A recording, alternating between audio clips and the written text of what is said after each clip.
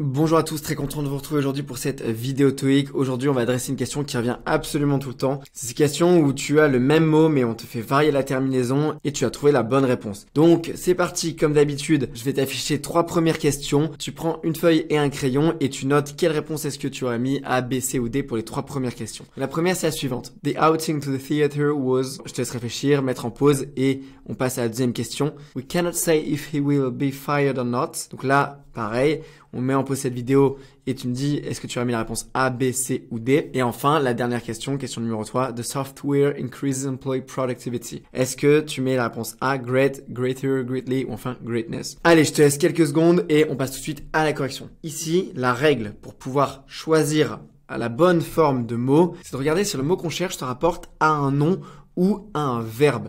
Si c'est un nom, on va avoir besoin d'un adjectif. Si c'est un verbe, on va avoir besoin d'un adverbe. Et les adverbes, ils se terminent très souvent par li. Premier exemple, the annual turnover was tremendous. Le chiffre d'affaires était énorme. Deuxième phrase, the annual turnover increased tremendously. Tu vois ici la différence, c'est que dans la première phrase, tremendous, il vient préciser le annual turnover, le chiffre d'affaires, alors que dans la deuxième phrase, tremendously, on met un adverbe parce qu'il vient en fait préciser la façon, la manière dont ça augmente ce chiffre d'affaires. Il augmente très fortement, il augmente énormément. Une autre astuce que tu peux aussi utiliser, c'est de se dire de manière plus le mot qu'on cherche et tu regardes si ça a du sens. Ici, dans la première phrase, le chiffre d'affaires was de manière énorme. Ça n'a aucun sens. Dans la deuxième phrase, the annual turnover, le chiffre d'affaires increased de manière énorme, de façon gigantesque. Et là, oui, ça a du sens. Donc, on peut mettre un adverbe. Alors, ce point-là, il était bien évidemment expliqué dans le pack TOEIC.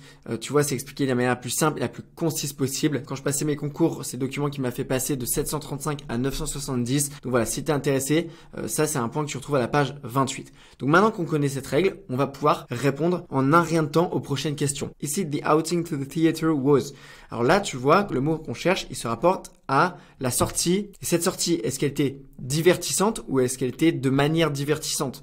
Bon, elle était d'accord avec moi, elle est divertissante et ça se rapporte à un nom, the outing. Donc, on a besoin d'un adjectif, entertaining. La bonne réponse, c'était la réponse C. Question numéro 2. We cannot say if he will be fired or not. Là, tu vois, le mot qu'on cherche, il se rapporte au verbe say. Donc, on cherche un adverbe. Donc ici, la bonne réponse, c'est la réponse D. On peut pas dire définitivement, de manière définitive, s'il sera viré ou non. Question numéro 3, même principe, on regarde. Donc voilà, on a plusieurs fois la même famille. Le mot qu'on cherche, est-ce qu'il se rapporte à un nom ou un verbe? Le logiciel augmente la productivité des employés. Il augmente de quelle manière? Il augmente fortement. Ça vient préciser un verbe. De quelle manière est-ce que ça augmente? Ça augmente fortement.